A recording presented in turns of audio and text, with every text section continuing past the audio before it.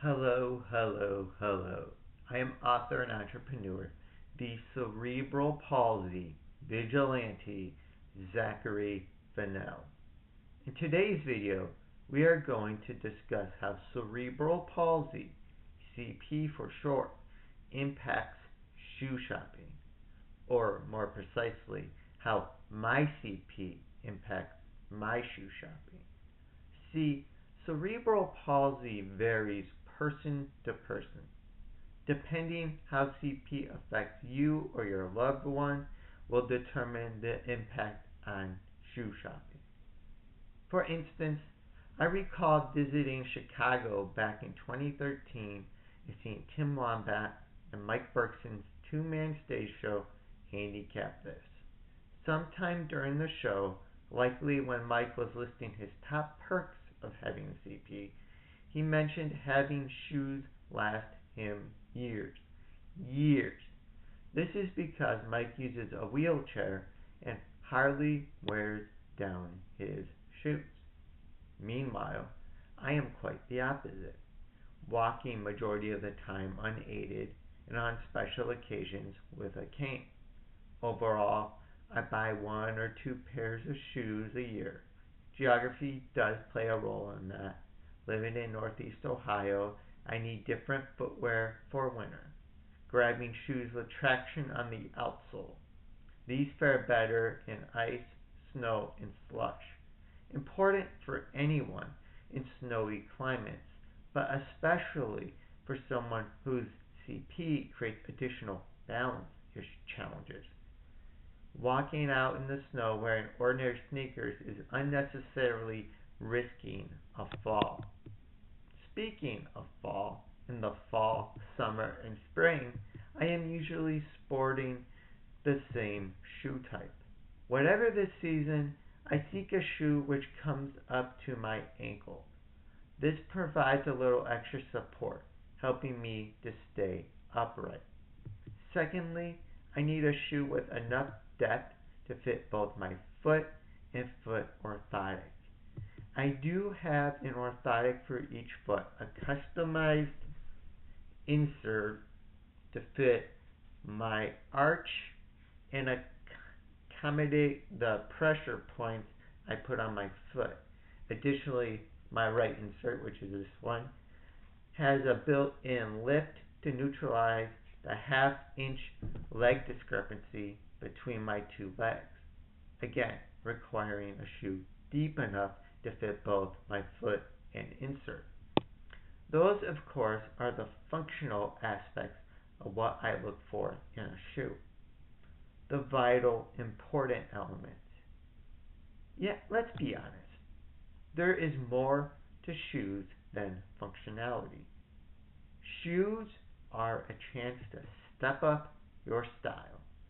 Some people seemingly owning a pair of shoes just because those shoes complement a certain shirt or jacket. All that felt a bit frivolous to me, at least until 2023, when I underwent an evolution in style. Trading in my mostly black and navy blue solid color wardrobe for more vibrant colors and fun patterns.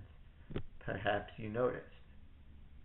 Anyway, as my sense of style evolved, the temptation to coordinate my shoes with my shirts emerged, a temptation I quickly dismissed due to my CP. The idea of frequently swapping out my foot orthotics between different pairs of shoes dissuading me. Instead, I find alternative ways to cultivate my style, for instance, coordinating my watch and socks to match my shirt.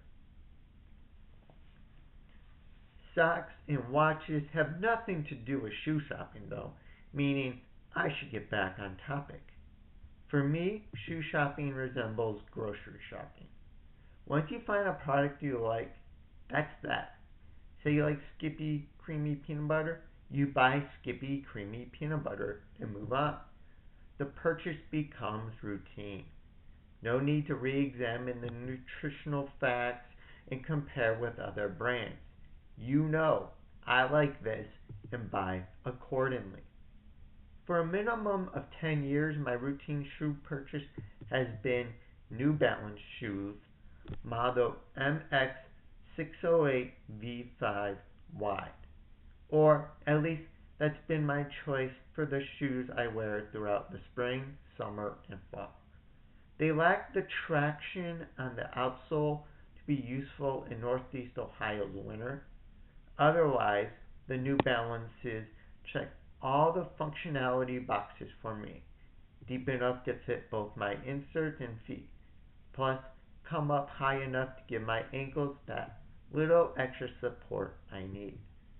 Additionally, I'm able to testify to the MX608 V5Y New Balance's durability, as I have completed the 26.2 miles of the Towpath Marathon in both 2017 and 2018 wearing those.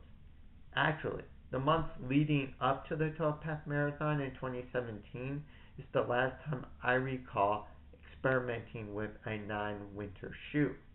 I received advice to go with a more serious athletic shoe for my marathoning. However, the shoe I chose led to falls and setbacks in my training, leaving me to decide to go back to my New Balances. These experiences I detail in Chapter 22, Equipped and Ill-Equipped, of my memoir about becoming a marathoner, Slow and Cerebral. Sorry, I just had to get that book plug in there. Thanks for keeping me on track. This video isn't about buying books, but rather buying shoes. And while cerebral palsy forces you, or at least me, to focus on functionality, as I stated earlier, there's more to shoe shopping than simply function. Shoes are a way to step up your style. My preferred New Balance model offers options, coming in a blue and white, gray and blue, and all black color scheme. Although the black New Balances are my favorite, I will go months where I wear the blue and white or gray and blue style, just adding a little difference to break up the monotony of all black. Admittedly, I have moments here or there where I see someone wearing, say, a matching pair of yellow shoes and yellow shirt and feel a hint of jealousy, thinking, I wish I could do that. In these moments, I remember perspective, taking a deep breath and telling myself, there are much bigger problems out there than how fashionable my shoes are. As long as my shoes meet the criteria I need to function, I'm in a good place. My New Balances do exactly that for spring, summer, and fall.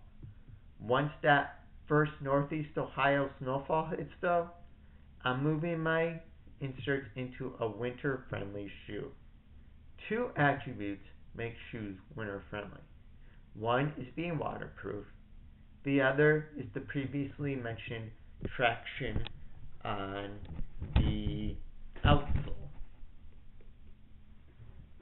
This particular shoe, my current winter shoe, is Northside Men's Grisham Low Waterproof Hiking Boot. The low boot is right about the same height as my New Balance, providing the ankle support I need. Plus, I like the low boot cut because that allows me to take my foot inserts in and out easier.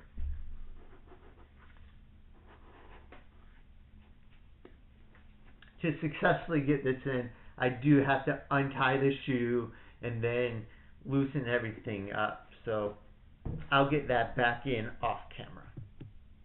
While I like the boot, I admittedly lack the same brand loyalty as compared to New Balance. As where I've exclusively worn the New Balance in spring, summer, and fall for years, I do switch up my winter shoes. I believe the pair of winter shoes I had before the Northside hiking boot were made by Skechers.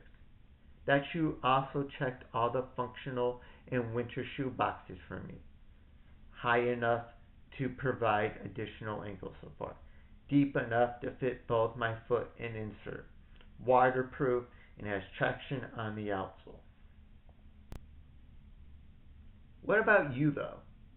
How did you or your loved one's cerebral palsy impact your shoe shopping? Your answers could be vastly different from mine. Again, CP differs person to person, so leave your comments below and help to build a more thorough conversation. File down below, also hit the thumbs up icon to show YouTube and the world you enjoyed today's video. For more from me, make sure you are subscribed to my channel and have rung the bell icon to receive notifications every time I publish a new video. Until then, remember, don't blend in, blend out.